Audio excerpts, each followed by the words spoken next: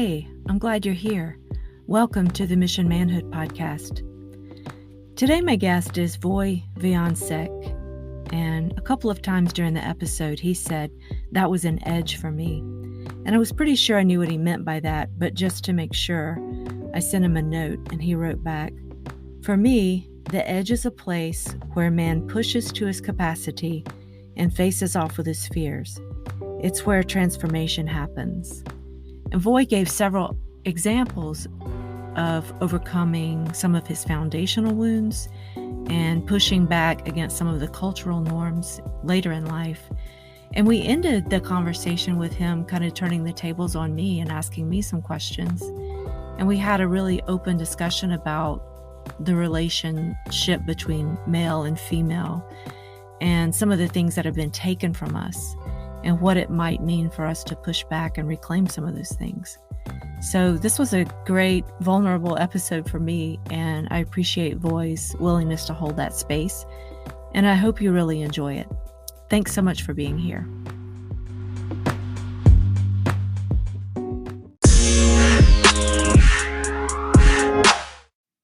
Hello, and welcome to the Mission Manhood podcast. Today my guest is Voy Wiancek. Hi, Voy. Hi, Angela. How are you today? I'm doing fantastic. Very excited to be in this space with you and enjoy a beautiful conversation ahead. Yeah, well, it's great for you to be here. We were just talking about, I think you were one of the first people I invited to be a guest on the podcast. And I love how things just work out the way they're supposed to. And for whatever reason, you were meant to be episode 15. And I'm so happy that you finally made it on. Yeah, absolutely. And I really appreciate you and how you express your gratitude to that. And you didn't feel any resistance towards it. You just allowed it to happen. And here we are. So really thankful for that as well. I think that's a really great point to bring up right now. I told you before we hit the record button that right now on my Instagram page, I'm talking about the lover of the 4 archetypes of mature masculinity.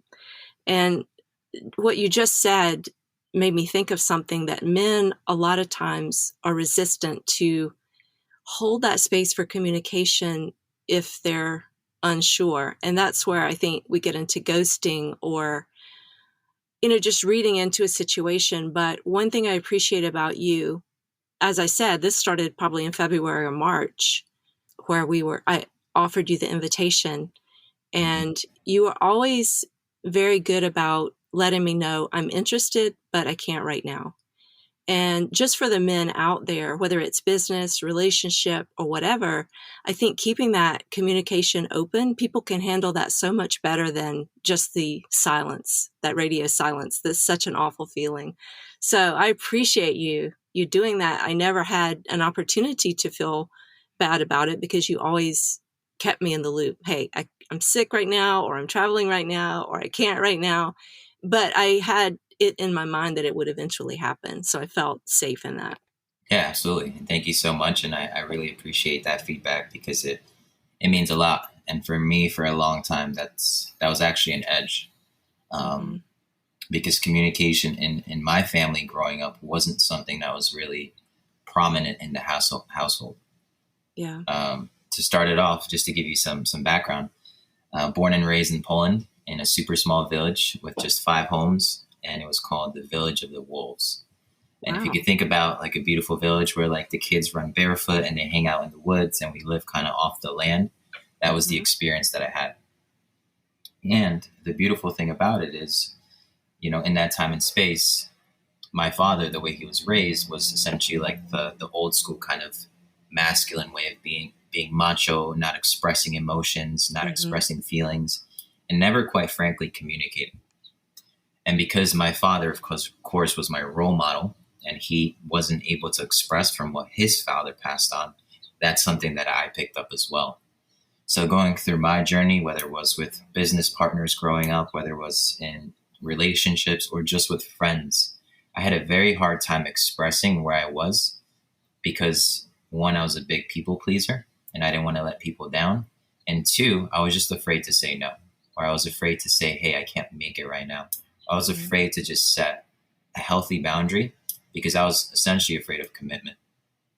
So it's Yeah. funny you brought that up because that for me was a big edge, and I'm happy that the journey that I was on allowed me to now step into this place where I could express how I feel so that the Yeah. communication can be open and we can both flourish from it. One thing I wanted to ask you is I notice that to me, you seem to embody this new generation of man who is completely comfortable and confident in your masculinity, but you're also free to dance with the feminine, whether that's in your own heart, the feminine that's there in your own heart, the feminine outside of yourself in relationships, and in the greater world, whether that's nature or whatever, but finding that balance. And so to hear you say those were your origins, that is kind of a surprise for me because I wouldn't have guessed that based on how I see you now. Yeah, I appreciate that. And it's the biggest challenge for me essentially wasn't really finding balance because truthfully, Angela, to me, I feel like we really don't find balance in things. Maybe sometimes in life there's like a 50-50, but I think, as you mentioned before, there's a dance, there's a harmony between the two. And growing up, for the most part, even though a lot of the time I spent around feminine energy, it almost felt like that was something I couldn't accept because I wasn't seen by my brothers or my male friends as being like macho enough. Mm-hmm. So I was always trying to either pull away from the feminine and try to step into the masculine. And because that was kind of like my driving force, and I did step into the masculine for quite some time in high school and in college, I felt like I kind of went over too far into that side, Mm-hmm. and my feminine was starting to get shut down. And that's where I actually felt unbalanced Yeah. or unharmonized, and I didn't have that dance. And it caused a lot of friction in how I move in life, whether it was in business, in relationship, or just with regards to the man in the mirror. Mm-hmm. Yeah, I appreciate you bringing up that thing about balance. I've had somebody tell me before it's not about balance. So I don't know the right way to put it because I feel like as far as energy, when you have a rise on one side, if you don't respond with a rise on the other side, you have a tendency to get out of balance, especially like if you're faced with a rise in that sort of dominant feminine energy, which people get from their mother figure or sometimes their partner. If you can't then rise up to match that and create a balance, then you're going to stay down in your childlike. You might retreat into that kind of adolescent rebellion to kind of escape from that. And that's a natural way to respond. But a mature man knows he has to rise up and meet that challenge. And then everything, almost like a pasta pot that's boiling over and you throw some cold water in there and it just settles back down. That's the beauty of rising up to meet that energetic challenge. Yeah, I love that. Now that you expressed it that way and from that perspective, I totally see where you're coming from. And the boiling pasta analogy is beautiful, a beautiful way to help me visualize that because I never actually looked at it from that way to like meet the different energies in the middle. I always looked at it as more of like a dance or like a harmony between the two because I Yeah. feel like sometimes in my life I have to step more into the masculine and create structure and create more of a present kind of being. And that for me pushes down the feminine and doesn't allow it to express fully like it needs to be because I have to be so like logical and analytical and to the point. And then in certain examples, sometimes I pull deeply away from the masculine. I like to step more into the feminine and just allow myself to be, allow myself to flow, allow things to come to me as opposed to constantly trying to go out Yeah. and get. Yeah. One thing that's really important to mention here for people listening, because this is so foreign to some men, is once you get to know that feminine within your own heart, the way I express it sometimes is you become a good mother to yourself. And when you do that, you don't have to outsource that. And so you can choose a partner that's healthy and not one that is just meeting your need for a mother. Just like you said, when I can deepen and do that inventory and see, is that my little child that needs some attention? Where do I need to? Because men get stuck in that sort of being the Lord of the earth. They're going to dominate. They're going to be successful. And they forget that they have these little parts that need love and nurture and care.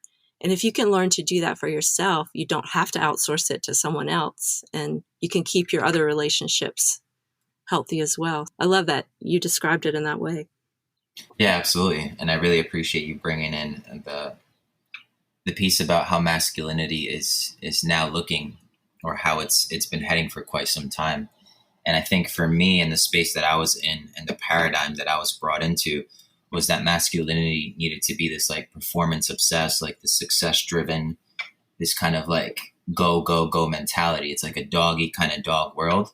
And it took away from the fact that there is a little boy inside of me. It took away from the fact that this little boy does need the mothering piece, does need the love. And it's not just about being macho. It's not just about performance, not just about success. It's more about, how can I actually guide? How can I actually initiate?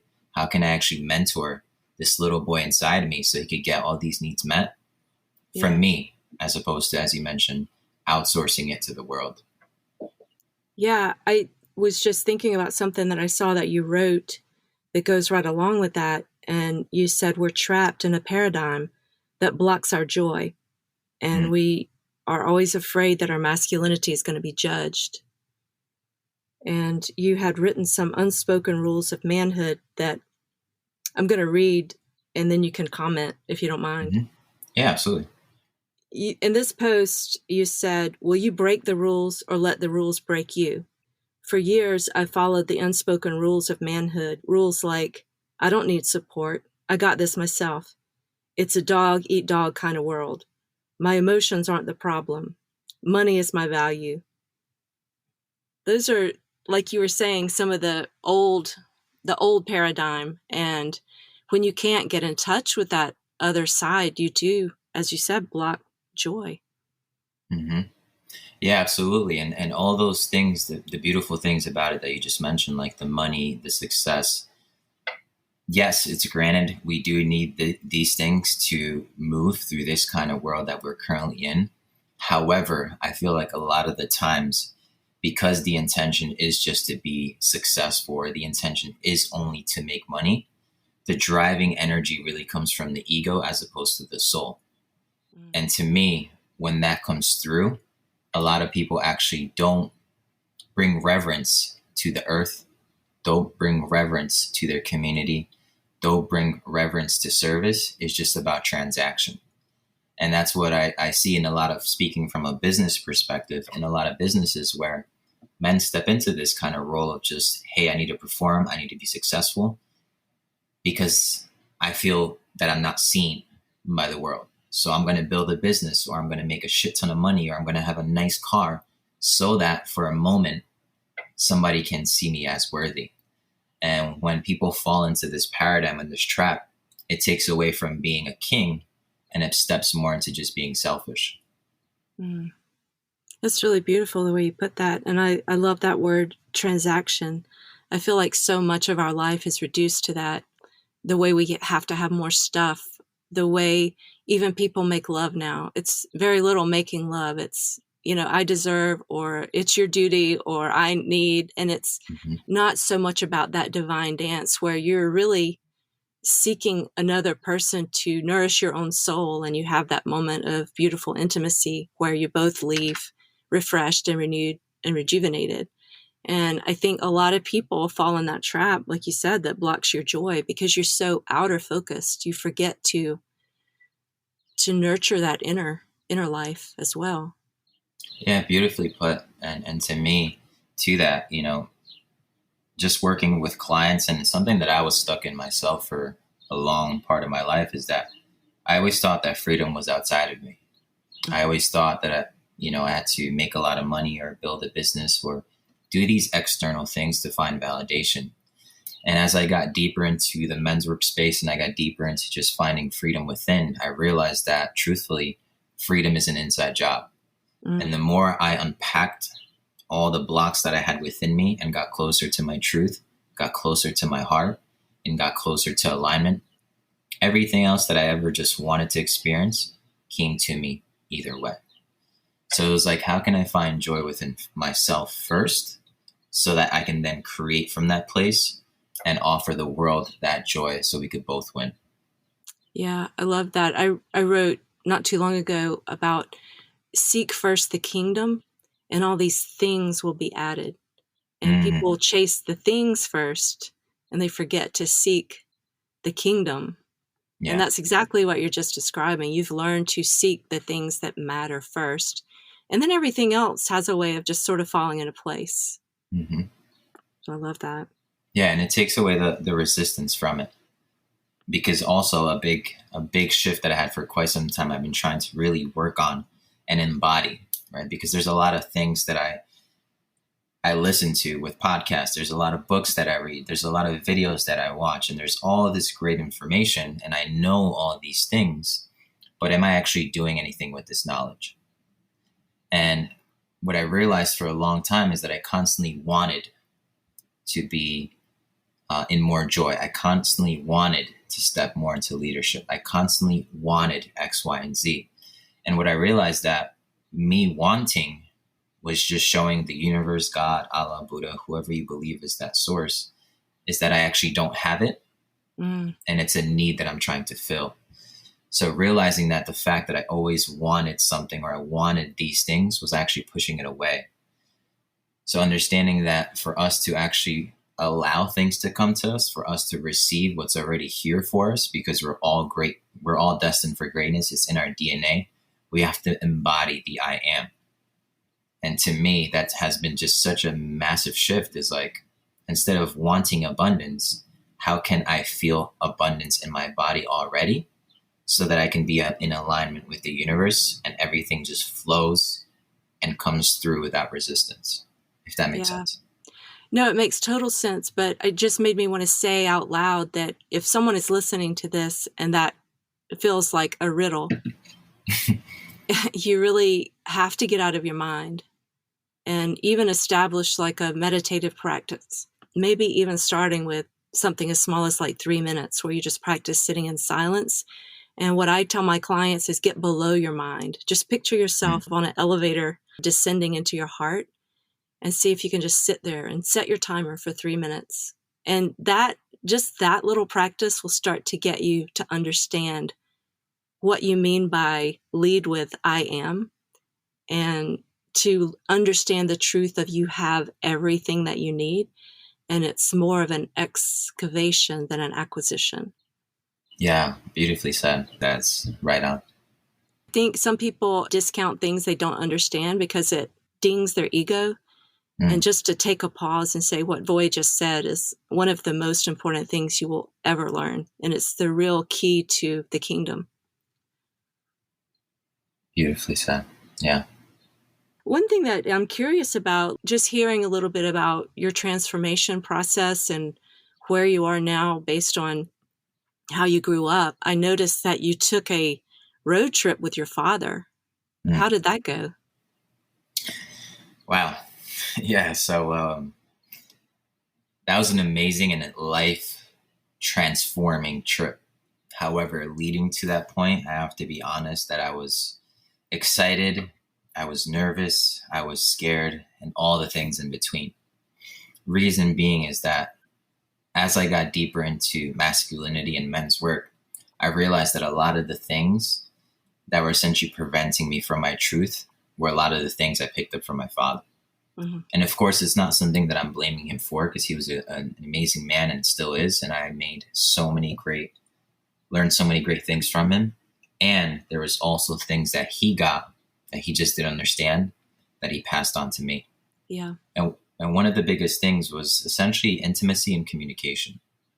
Me and my father never really had a session where we sat down and my dad like put his hand on my shoulder and spoke about safety and creating intimacy for me so I could express myself.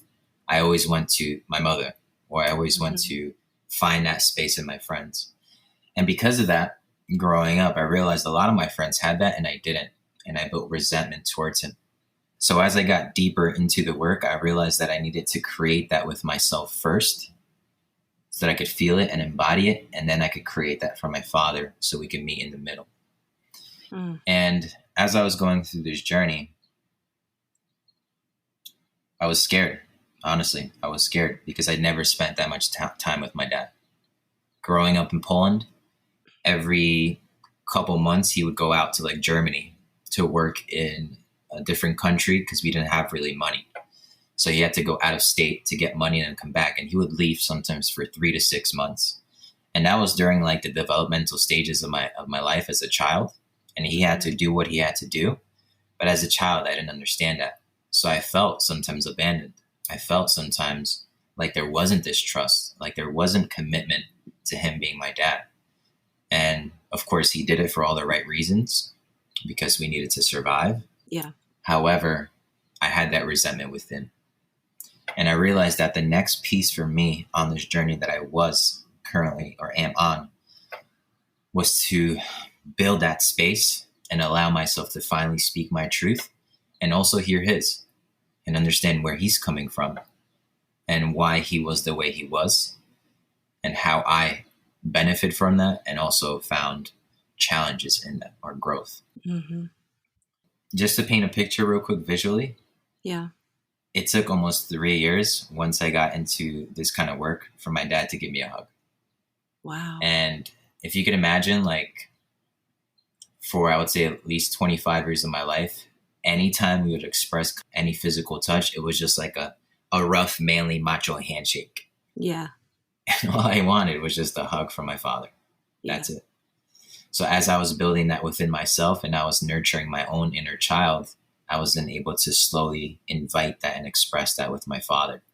And as I got into that, after 3 years, it went from like the handshake to like the pat on the back to then a more and more intimate hug until we finally hugged it out. And that just in itself, just a hug, was extremely healing for me. And in that moment, I knew that he was a missing piece to my growth. So I said, listen, I'm coming back to the US. I was living in Mexico and I knew he had a week off in December. And I was like, why don't we go out on a trip and we go travel all of California in a van, just you and me, so that I can't escape, so that he can't escape. And we're just stuck in a van with each other. Sometimes just sitting on days on end in silence, sometimes just talking about the surface level things, and sometimes really going below the surface and speaking our truth, whatever that looks like. And leading up to that, that's exactly what it was. I was looking for ways to back out. I was telling him maybe this isn't aligned with my schedule. I was telling him maybe California is in the spot. Maybe the van's not too big enough. Like all these different stories kept coming in because I was honestly just afraid. Yeah. I was afraid to see myself in him, and I was afraid just to be intimate. Wow. That story is just so beautiful. I seriously could just hit stop and go weep for a while because to me it's just so layered and so complex. And another thing I would like to just point out a few things for the men that might be listening. There is a verse in the Bible that says something like, we are his workmanship created for good works in Christ. And if you prefer to put spirit there, basically what it to me is saying is we are created for healing and life and good works. And the way we get there is you have to get out of your mind and you have to control your mind and body so that you can live life and access that deeper consciousness, that spirit. And once you get there, you can do these amazing good works because what you did doesn't make sense to the mind. In the world that we live in now, we're victims and we blame people. But what you did in doing that and allowing that deeper consciousness to take over and overcome your fears, you not only healed your inner child, you healed his inner child. Mm-hmm. And that's the power of sacrificing your life for the greater good. And that's just such a beautiful example of that. Yeah, I appreciate you expressing that. And funny enough, I remember when I actually asked him on the trip, he kind of just gave me a head nod. He's like, yeah, let's do it. But he never expressed how excited he was. And my mother had to come and call me and say, hey, listen, when you asked your father to go on this trip, he hasn't been this excited in years. Yeah. So the fact that, just like you mentioned, I was healing myself allowed him to heal his own parts too. And that created just such an amazing bond and intimacy between us that was transformational. Yeah. And for everybody listening, know that this is years of work to get to this point. It wasn't just like one day I want to just fix this with my dad and I'm going to call him up and book a trip. I put in almost 3 years prior to that so that I can get to this point because it was so difficult to do. Yeah. That is deep PhD level emotional work that you were doing there, because it's a risk, right? You're taking a risk because you're exposing your inner child to a person who may or may not be responsive, and the risk is that you're going to be hurt even further. Mm-hmm. But just like we were saying earlier, you become a good mother to yourself. You're also working to become a good father to yourself so that you can stand in that authority and tell your inner child, I've got this. I can handle this, regardless of his response. I'm a man and I can handle it. So you can back off and I will take care of you. And that's the point you eventually get to that allows you to do these more difficult tasks. When your inner child trusts you, he's not continuing to look for and seek validation from your earthly father. He looks to you for that role. And that's when you can go next level and do some really, really difficult things. Yeah, that's a beautiful way to put it. It's as if like we have the wheel and we're driving, mm-hmm. and we take our inner child along for the journey. He's sitting with the shotgun. Yeah. And we put the seatbelt over him and say, listen, we got it. I got the wheel, but you're coming with me. And I'm going to make sure that you're safe. Yeah. Just to add this one little piece, just to be a little bit vulnerable on this. Even though this journey was extremely transformational for me and I really pushed myself to the edge and I had some tough conversations, there was still one conversation that I honestly just couldn't get myself to have. And this was something that one of my mentors actually challenged me with. And what he essentially challenged me to do was to finally take the torch away from my dad and to tell him that everything that he's done in his life, maybe I didn't understand. Some things I did. However, now I am a man and it's my time to now carry the torch forward. It's my time to take our last name and bring reverence to it. And quite frankly, for some reason, everything worked out perfectly except this one piece. And still, I think just my inner child was just so afraid to express that to him that I couldn't get myself to do it. And that to me is the final piece of this actual trip, which I'm still on. Yeah. So it's as if we physically came back from the trip, but my luggage is still packed and I'm still waiting to finally have that conversation with him so I could unpack everything and keep moving forward. I'm curious about what would the intention be? Is it just to take your life from him and establish yourself as a man? Or what do you think your coach was getting at with that assignment? Yeah, I think the intention behind it was just to express to him that I'm okay. Okay. And that I can actually take care of myself now. Mm-hmm. And that I'm here for him from this moment on, as opposed to him continuously trying to father me when he knows that I already separated myself from that role. Yeah. So that's what, to me, the intention was behind it. That can be true, in fact, but just hasn't been expressed in words yet. Yeah. So I definitely feel it, and I'm leading my life this way. It's just for me because, once again, the voice and communication, which is such a big edge and still is, I feel like I need to express it verbally so that we both have that conversation and move on from there. Yeah. And, even if my voice shakes, to express that truth.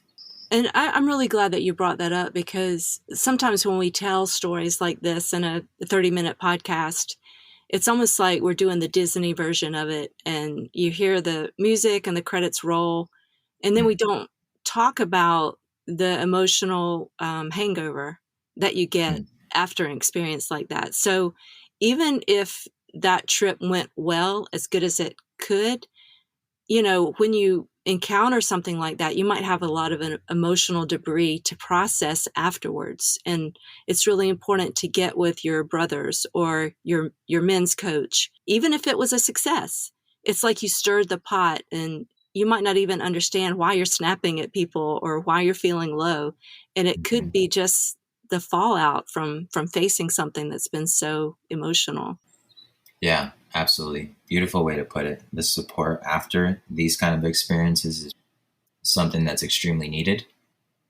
And to have a tribe that can support me in that, hold me in that, witness me in that, and create that safe space for me just to express all that has just been paramount.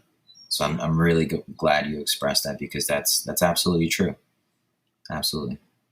Yeah, I appreciate the work that you're doing, encouraging men to be vulnerable to men, to express love and gratitude to men, to join with men in that brotherhood, because that's where so much healing takes place. And for whatever reason, in our society and our culture, it almost seems taboo to some men to get that close to other men. Yeah. Once again, even just the physical aspect of it, that's something I had to work on for quite some time. And I remember when we had our first, I want to say it was first, but we had a men's circle, sort of like an event with Modern Renaissance Man, one of the organizations I'm a co-founder of. And in that space, it was amazing to witness how many men just couldn't get themselves to, let's say, give another man a massage without any intention of being sexual, without any intention of being XYZ. It was just for the pure fact that, like, hey, I know your back hurts. I want to support you right now, and I got you. And there's nothing behind it, just the pure fact that I'm supporting you in that process. And it's real, and it's a challenge that we as men are currently going through, because of the fact that we feel we might get judged for not being man enough, or other men questioning our sexuality, when in reality, all we want to do is express our love and just be intimate from a place that nourishes both of our souls. I had an experience recently, which is on the opposite end of the spectrum, more of a interaction between a man and a woman. I was at a restaurant and just made eye contact with an older man as I was leaving.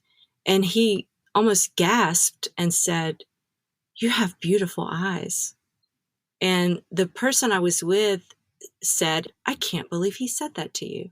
And we kept walking. I told the man, "Thank you," and kept walking. And it hit me in that moment how much has been stolen from us. That a woman can't float in her femininity and be seen by another man and have a sincere, wow, compliment moment without it being some kind of dirty, sexualized thing.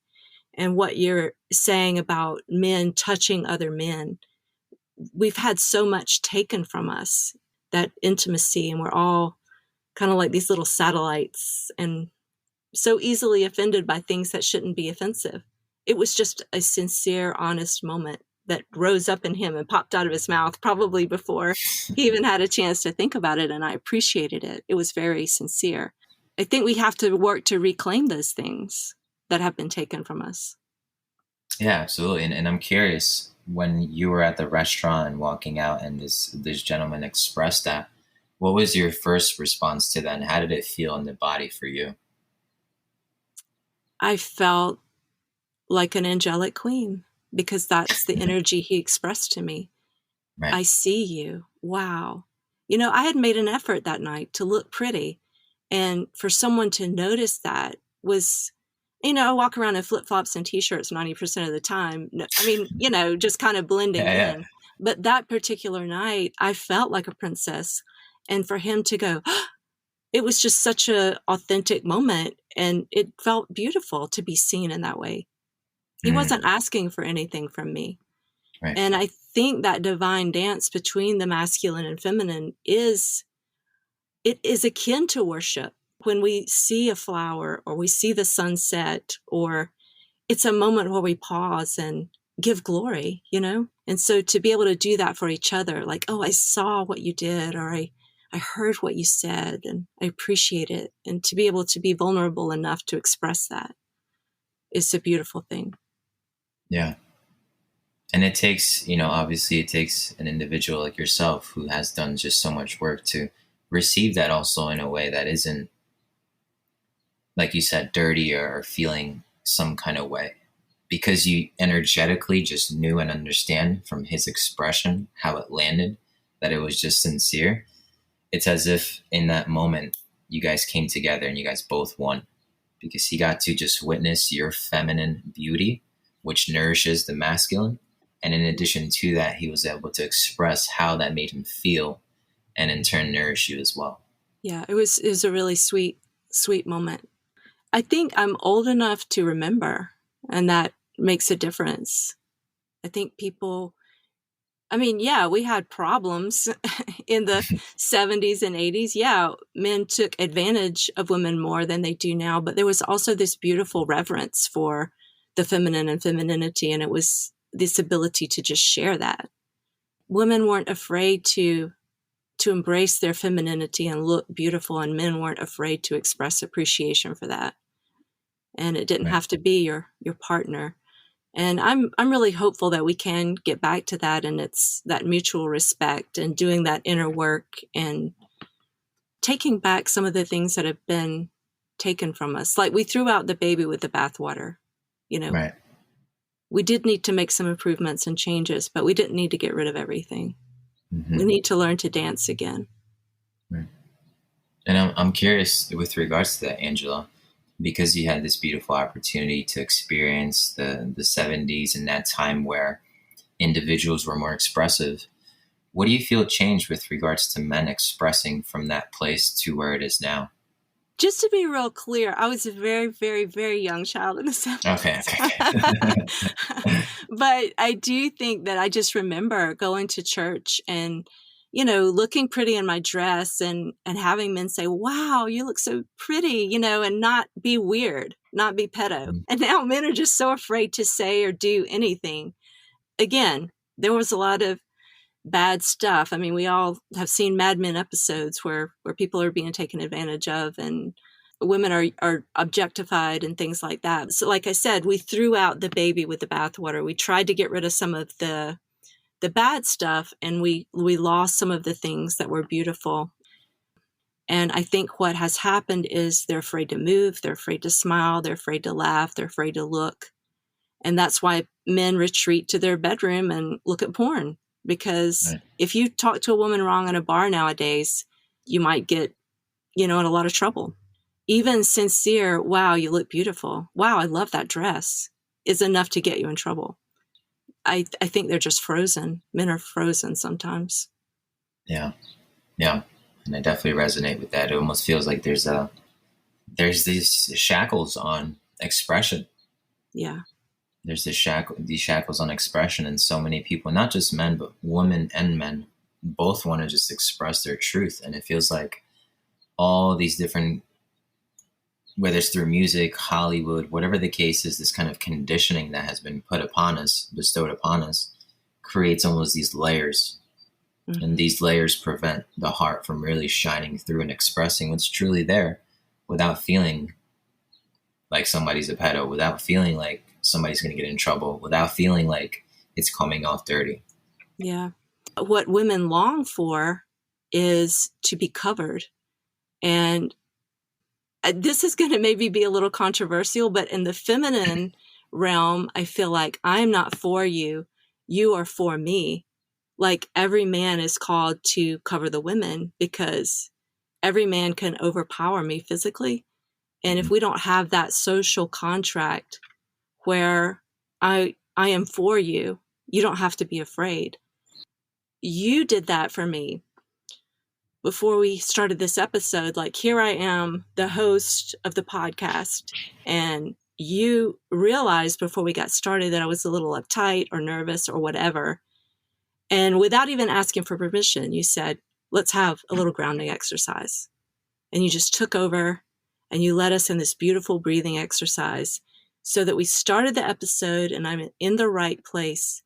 And I appreciate that male leadership so much. And that's you standing in that masculine frame, seeing what the situation requires and then going for it and not being afraid. So I appreciate that so much. Yeah, that means a lot. Thank you. And I'm really, for some reason, I'm getting emotional right now just receiving that feedback.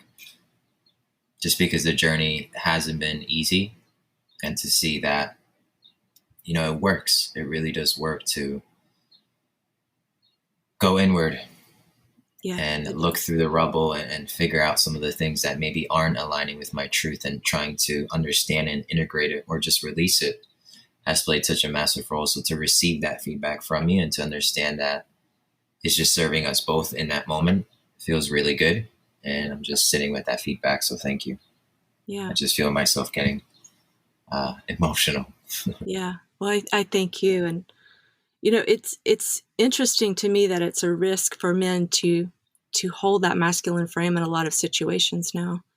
They're afraid to do the thing that their discernment is telling them that is necessary because of the way we are culturally at this point. So, I mean, just for people listening, for somebody to discern that they're needed, their strong masculine presence is needed, and then to act on that, it's a really courageous thing, and it's so appreciated. So I would say to my sons and to other men as well, don't be afraid to take little risks. It's very much appreciated. Not by everyone, but don't let the people that haven't reached that point of healing yuck your yum, so to speak. Like, there are some women that are really wounded, and some women that are really indoctrinated, or some women that are really opposed to masculinity. Don't let that steal it for everybody else. You'll find people, tribe members, that appreciate it so much and actually glean life from that expression. Yeah, beautifully put. And I definitely resonate with that little explanation that you just gave. Because for me, quite frankly, there was a lot of moments in my life where I can remember that I wanted to express more of my masculine leadership. I wanted to create safety. I wanted to create trust. And because the person on the other end that was receiving it was coming from a wounded place, they projected onto me as if I was trying to control or dominate the situation. Right. And that made me feel like, oh, maybe this isn't something I should do. Maybe I am actually wrong for trying to create this space for safety. Perhaps I should just retreat. Mm-hmm. It goes back to you allowing yourself to be the boss of your mind and be the boss of your body and get centered in that deeper level of consciousness. And that's where discernment is possible. And what discernment literally means is to separate. So I can separate things out and see them individually. And I'm going to make a good decision based on what's best for me, the person I'm interacting with, my little parts, my little boy part, my control freak part. And I'm going to be the leader in this situation. And if it's not received, that's not on you, but you did what you thought was the right thing to do. Right. Yeah, absolutely. Beautifully said. And I believe the inner work that we do creates those little milliseconds for us to really separate in that moment, even if it's just for 1 second, to just take a breath and ask ourselves, is this actually aligning with our truth? Or is this something that's just not ours? And it's funny because I just in meditation recently, I came to the conclusion that I am a polite control freak. So it's not that I'm not a control freak, but I do it in such a polite way. I try to get my way with my kids, especially.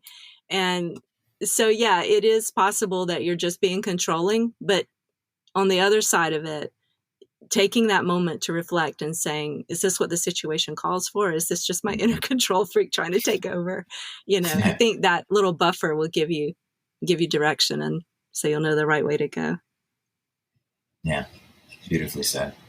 Well, boy, I appreciate this very real conversation. Like I said, I didn't really expect to go that deep, but to hold the space with someone and be able to have a conversation like that is a real joy.